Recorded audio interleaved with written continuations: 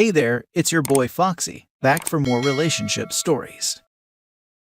I want to share my happiness with you. I landed my dream job and apartment, and I can finally leave my cheating husband. Original post. Husband 39 and I, 35, met 10 years ago. He was, up until last year, the love of my life. He was my rock and I his. We shared the same interests, humor and views. We also were child-free.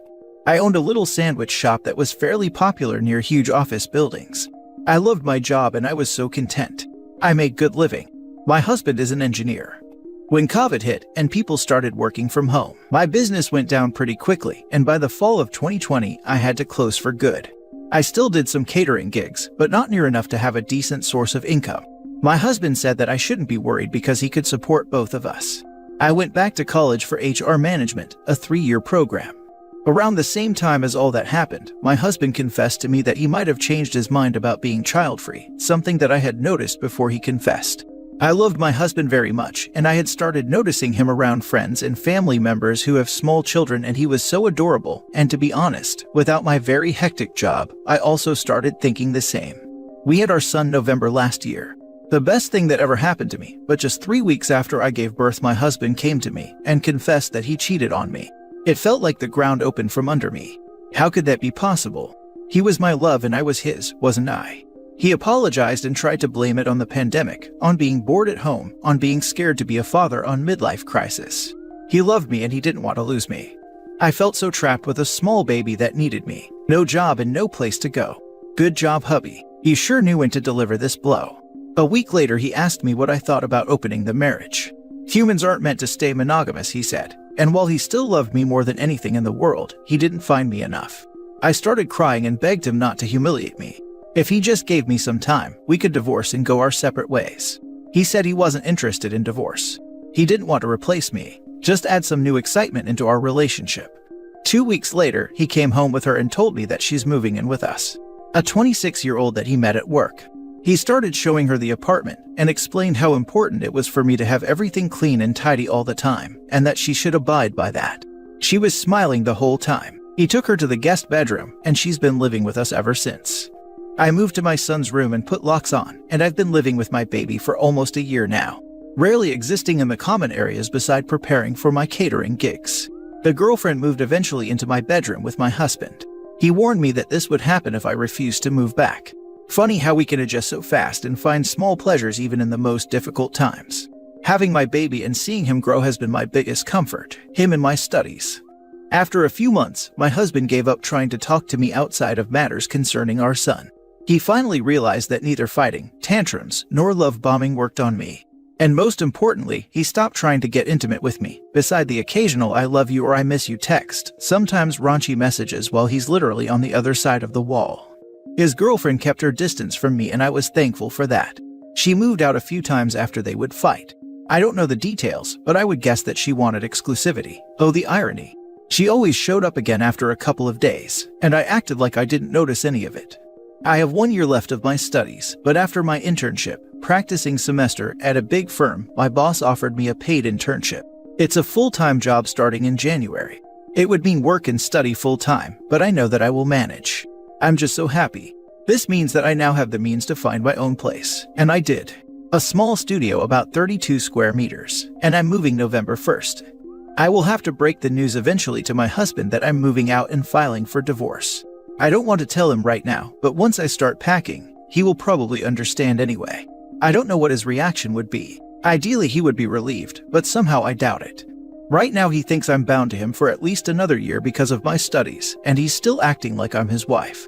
I have been so lucky this far, and hopefully my moving out and divorce won't be any different.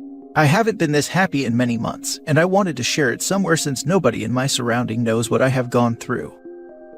Now for the top comments before reading the update. I am so proud of you. You have been carrying a heavy load. I can't even imagine what you're having to compartmentalize. You are gonna set the world on fire. Who cares what your sperm donor thinks?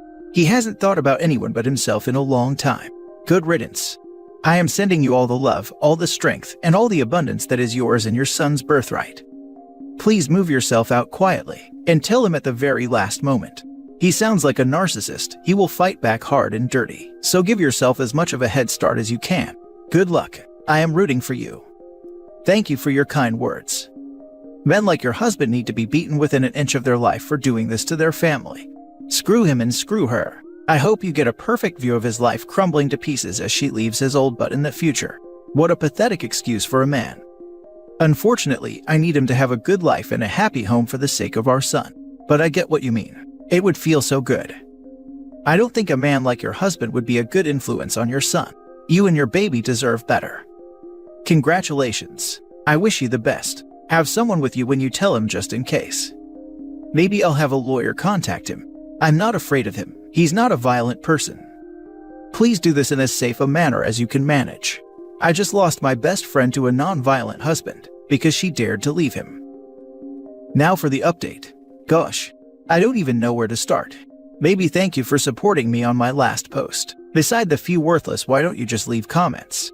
I just wanted to vent and share my story, but many of you have requested an update after I have moved. I got the keys to my little apartment 2 weeks ago because the previous tenant moved out earlier. I was grateful because I wanted to paint the room and do some makeover. I talked to the landlady and ended up telling her my whole story law. She promised me the next 2-bedroom that becomes available. When I got the keys, I felt that I could finally breathe. I'm not on good terms with my family, but I ended up telling them what's been going on in my life this past year, and my friends too. I don't know why I kept this a secret for so long. Maybe because I was too ashamed or embarrassed, or maybe because I had a definite plan and I didn't want outside influence or distraction. I didn't want my best friend to feel obligated to host me. I didn't want my sister to ask if I could forgive him, or my in-laws to try and change his mind. So, the best thing I knew was to keep quiet and act like everything was normal. I moved last Friday. I had packed all my kitchen gear, and my sons and my clothes, toys, etc. while my husband was at work. My best friend and her husband helped me. I didn't take any of the furniture because I thought it could wait until we divorced, and I requested division of property. I have no room for anything in my little apartment anyway. When my husband came home, I told him that I was leaving. He was confused at first, but I told him about my new apartment. So he asked me how I was going to afford it. His facial expression changed and he looked scared. He started telling me how he has been regretting all of what he did.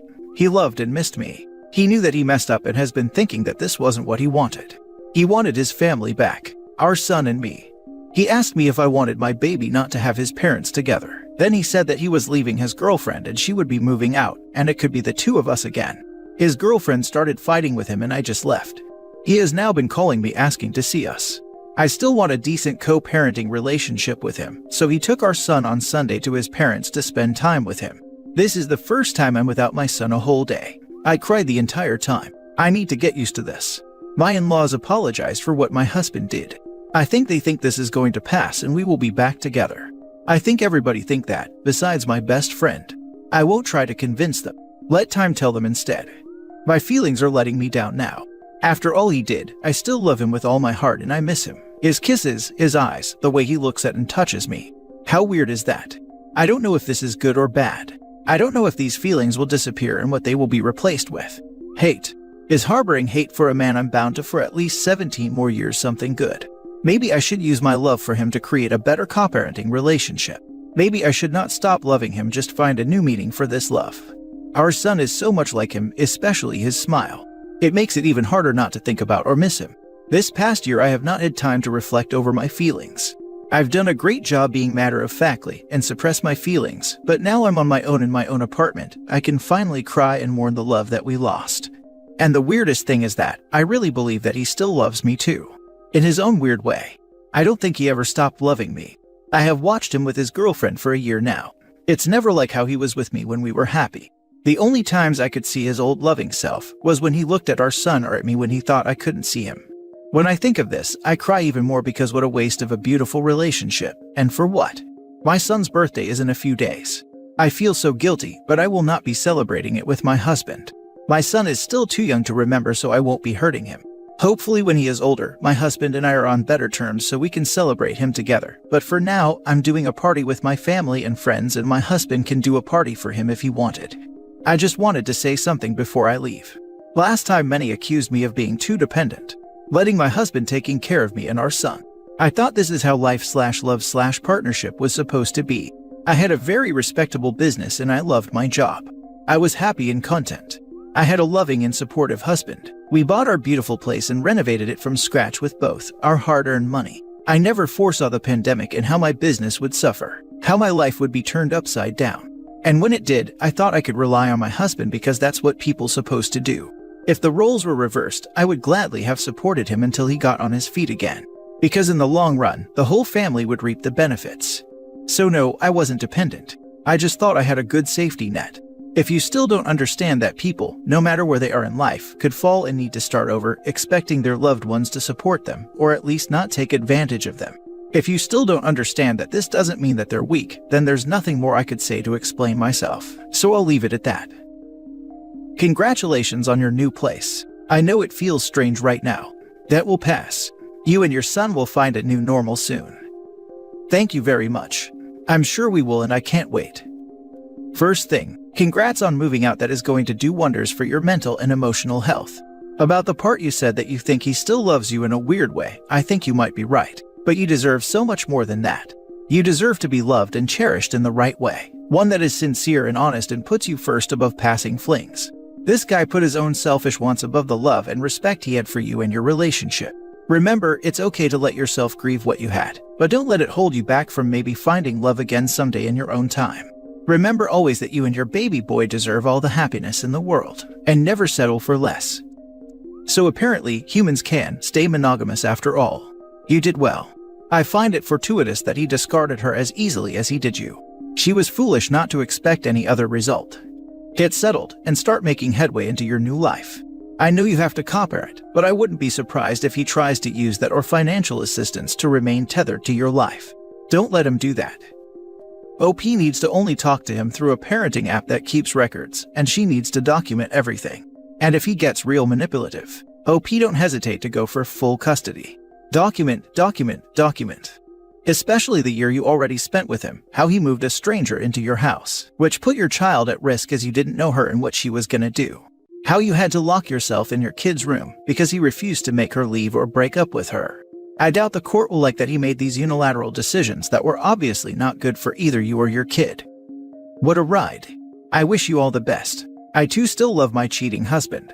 It is probably normal, albeit weird. Take your time to mourn what you had. Much love to you. I'm so sorry. Are you staying with him? Not sure yet, it's all so new. I will never trust him again for sure. I thought my douche was horrid until I read about your douche. I'm really sorry you had to endure all this for a year. My douche at least did it behind my back. Now for the last story. Husband cheated at a bachelor party. Need support. In a cliche move, my husband cheated on me at bachelor party this weekend. I can't believe his story obviously, but the story is that he got a lap dance from a stripper. He tried to hook up with her but he couldn't get it up as he had been drinking all day. He did tell me that he would 100% have slept with her if he could. I can't trust him because 1. Obviously he cheated on me. 2. He originally told me she had rubbed on him, and he ended the lap dance then. 3. It took him 4 days to come clean with this second story, and only when he left for another bachelor party this weekend did he call to tell me the truth. I feel like my life is ending. I guess it is in some regards. I currently don't even have a job. No kids, thank God. But my husband is the breadwinner in my marriage, and I moved around multiple times to further his career, at probably the expense of one for me. I feel like that line from Pride and Prejudice where Charlotte is saying she's got no prospects, no money, and she's a burden to her parents and frightened. Only I'm 32, and she was at least only 27. I guess I just need someone to talk me down and help me with next steps. I'm actually at a bachelorette party for my future sister-in-law who is marrying his brother, so I have to keep it together until Sunday. Somehow, or at least in public anyway. I can't get a divorce until I at least get a job. That much is certain for me. I need some stability. I don't have the best parents, so going home to them wouldn't be a great option for me. Someone just talk to me. I'm devastated. Now for the advice. You need to immediately consult a divorce attorney. You shouldn't assume how a divorce will work in your circumstances. You may be able to get temporary support order. How do you even find a divorce lawyer law? Like obviously I'm Googling, but a good one. If you are in an at-fault state, you want to get proof of his cheating, so the next time he confesses get it recorded. You have to check to make sure you live in a one-party consent state for recording someone, but if you live in an at-fault state, you will want to get on that. Yeah, I told him he had to email me his story of what happened if he wanted any option to reconcile. 32 female here, also got cheated on during engagement. Still angry 3 months after D-Day. Don't have many words to comfort you, but just know you're not alone. Feel free to DM if you want to discuss further. If it helps, I'm 32 and husband cheated the same year we got married. I switched careers to move to a state I hate so he could better his career. Just know you're both not alone. But no choice has to be made immediately unless there is mistreatment. It's been almost a year since my D-Day and we separated but are dating. The time has helped me feel like I have control of next steps.